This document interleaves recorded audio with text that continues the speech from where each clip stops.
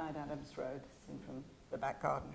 I will just let them flick through while I talk, and some of the rooms and places I discuss will relate to what's in this little talk, which is a very personal, therefore rather superficial account of a childhood visiting Aunt Alice. But first of all, I want to express my gratitude to Theodor Dunkelkorn and Erin Kachuk for taking such an interest in 9 Adams Road, virtually introduced by Monica Bohm-Duchen, who will be speaking to us tomorrow, director of the Insiders Outsiders Festival, under whose umbrella we're all sheltering at the moment here, from whom you will be hearing on tomorrow's closing panel. They, Aaron and Theo, were persuaded by the house and its owner, Jeffrey Roughton, who will be speaking, the other piece of bread on the side of the meat in this sandwich, third in line, to offer us a place in celebrating the scholars and refugees among the salient residents of number 9 in the 1930s and 40s, and a place alongside more illustrious speakers here today, among whom I do not number myself. I'm therefore going to offer something a little different to the two following speakers, who include, of course, Javier, who is the author of The House of Alice Roughton, a fascinating portrait of Alice herself and of Geoffrey, her son.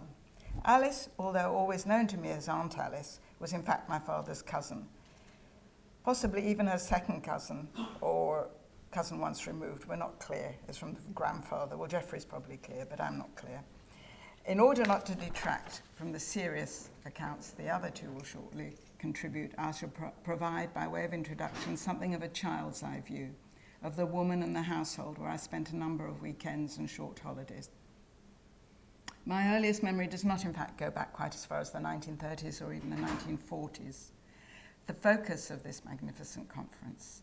Instead, it took place in the early 1950s when I was about 4 years old. I'd come to stay at number 9 with my mother, the photographer Gertie Deutsch, herself a Jewish Viennese refugee. She would have been going through a particularly vicious divorce from my father, Tom Hopkinson, whom she met when she brought her portfolio to his editorial office at Weekly Illustrated magazine in 1936. Tom fell for her work, which he understood and appreciated. The editor there at the time was the famous or infamous, depending on your point of view, Hungarian Stefan Laurent. And a lot of the contributing photographers were already émigré or immigré, depending which side you were on, of the channel from Central Europe that he'd worked with before. Tom fell for her work, and he fell for her. They married in October 1938, the month in which Picture Post, the weekly magazine of which he would become editor, was launched.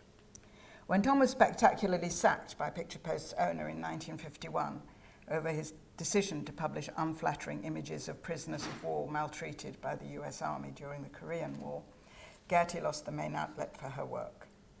When Tom fell in love again, she lost her husband.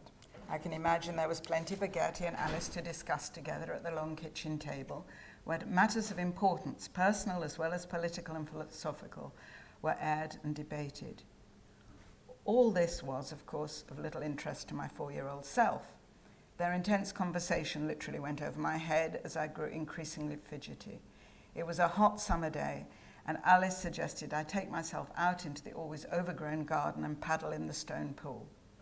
Initially unwilling to run the gauntlet of the large turkeys pecking around the kitchen door, whose wattles and gobbles I found hideous and frightening, I soon found something even larger to be fearful of.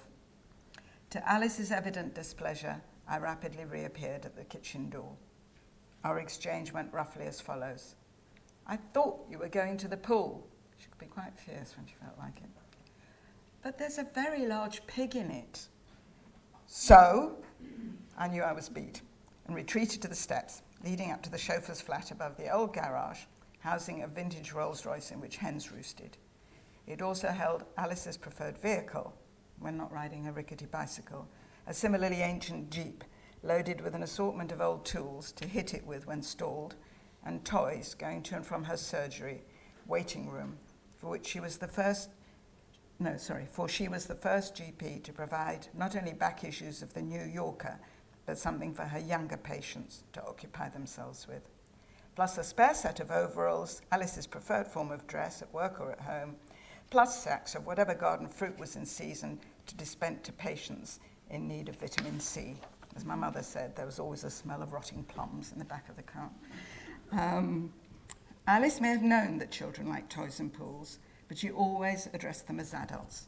In fact, she always addressed everyone the same, regarded of age or education, class or nationality. And number 9 was always filled with people to fit every such description. During the 1950s, the more permanent members of her household included Frances Walls, who came from London's East End as a land girl in the war and never moved on. Like Rosemary and Alice, whom she always called Doc, or the Doc if she was talking about her, never used her name. She had her own flat upstairs, which she shared with her shaggy Alsatian, or a succession of Alsatians. I can't remember if they were all called Beauty or just the longest lasting, and her favourite one was called Beauty.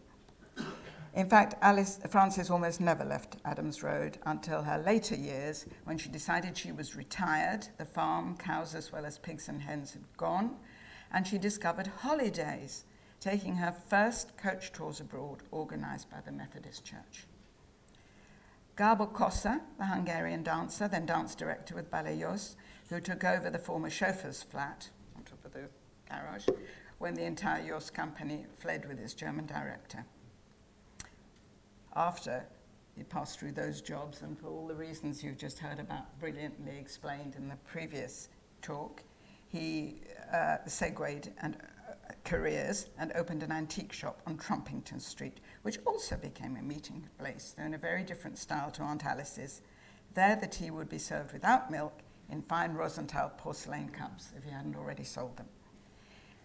At Alice's, of course, tea was left to stew in a kettle all day on the stove, and you just poured it. It was gypsy tea, we used to call it. Also at Alice's, preferably near the Argo, or assuming Alice's place at the head of the table if she weren't in, on the blanket box, there was Kathy, Alice's granddaughter through her daughter Rosemary, born with Down syndrome, but encouraged by Alice to go out to work, which she loved at the local swimming pool. Of course, that couldn't happen now. She was allowed by the invitation of the pool manager just to come in, and the thing she particularly seemed to enjoy was mopping down the sides of the pool and talking to all the swimmers and then bossing them around and telling them where to swim and when to get out. For Rosemary's guardian obit, Geoffrey wrote, when Kathy was on form, she, like medieval royalty, would dispense judgments without fear or favour. She was big on pronouncements, and it was never a good move to cause her displeasure. Many more such characters are, of course, included in Javier's book. Alice's views on disease were, as on most things, trenchant and unclassifiably sui generis. She patiently explained to a 9-year-old me that germs didn't like the cold any more than the rest of us, so the best cure was to adapt the homeopathic adage of treating like with like by giving the cold a cold. She was, too, a great believer in ample fresh air night or day. One freezing winter's night, when the house was full and I was sleeping on her bedroom sofa cushions, I awoke shivering to see the French doors open to the moonlight. Stepping gingerly forward to close them, I found the balcony occupied. There, beneath a thin blanket of snow, lay Alice, on her back, snoring gently.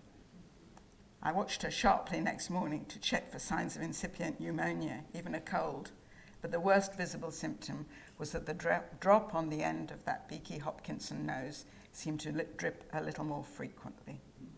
Or maybe the symptom was really in my imagination. Others were often to be found asleep on the kitchen table as you came down in the morning as well, when the winters were really cold, because with the Argo, it was the only room that had any reliable heating in it, so they'd just get their eiderdowns off their bed and lie on the tables. I was naturally, as Alice was deliberately, unaware of either the unusualness or the importance of the characters I met. Indeed, in the kitchen, I was mostly conscious of the food and of keeping it as far away from my mouth as possible. Turkeys or hens' heads and claws surfaced in the watery soup.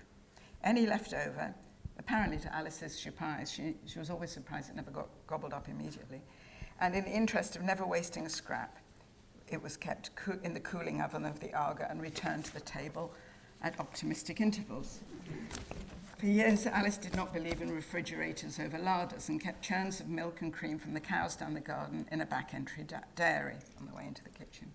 Even cheeses intended to be creamy white were served blue, alongside other indecipherable but supposedly edible food specimens. I learned early to eat only eggs, fresh from the garden, and the delicious bread rolls baked daily using flour from a local mill with fresh butter, and once I was old enough to scrape the mould away, it didn't put me off too much then, huge chunks of homemade marmalade. Later, Arga roasted coffee beans, hand ground with pleasure by me, made breakfast the one safe meal of the day. Blessed relief intermittently arrived, courtesy of Polly, the Austrian wife of composer Roberto Gerard. Only when adult did I realize that they and numerous other regulars didn't actually live at number 9. I thought everybody lived there. He saw them coming and going all the time. And that Polly's delicious Sachertorte and Käsekuchen were brought from their own home. Sunday dinner in the vast oak room at the far end of a house that resembled a jumble sale in motion was another affair. I have fond childhood memories of the winter log fire blazing as family and friends, students and refugees gathered round for a potluck supper, conversation and music. If you were lucky, Ben Britton might sit at the concert ground to accompany Peter Pears, or Roberto Gerard might introduce a new composition. New Zealand cousins came with recorders and flutes, and a jazz band played for my sister's 21st birthday ball. As I grew up, I realized I was mapping world history, really, of emigration and immigration through Alice's house. In the immediate post-war period, there were all the displaced persons from Europe, continental Europe, with a Hungarian uprising or revolution. There was a crop of Hungarians, including Gabor Kosa. Then there were the Chileans and the Africans, and so on. So it went. My perceptions of number 9 itself gradually began to alter. When my boyfriend and I went to different universities, where else would he reside but at number 9, as indeed had my 2 older sisters when students. Later on, the favour was returned when Rosemary would bring newer students up to London to meet me at work there to discuss their courses and careers. I've had a career as an academic on the side. I also learnt too much to go into here, from older regular visitors, whether Techu, the interminably tea-drinking Sikh, I didn't realise how much tea-drinking featured in all this, I'm sorry, it keeps coming back in again, who sat cross-legged and philosophized loudly, mainly to compensate for his own deafness. Or Álvaro Bunste Briceño, Chilean ambassador for President Salvador Allende, who was not only one of several Pinochet exiles to find sanctuary at number 9, but one with whom to discuss my own years of working in human rights and living in Latin America. My own grown children have plenty of tales to tell about Alice and her ramshackle farm palace, as one called number 9. Moving house to take up a chair at the UEA, University of East Anglia, in 2002, I found to my delight that Cecilia, 7th of the 7 Roughton sisters, Alice was the eldest, was a near neighbour. She too kept her front door open, just like Alice. There was always a notice on the front door saying open, walk in. It still isn't locked. As I can vouch for, I went by there last night. It felt a little bit like coming home, and a lot as if new doors were opening up all over again. For Alice always had a way of opening doors in people's lives. So thank you for so much listening to this rather trivial and frivolous introduction to the more weighty and serious talk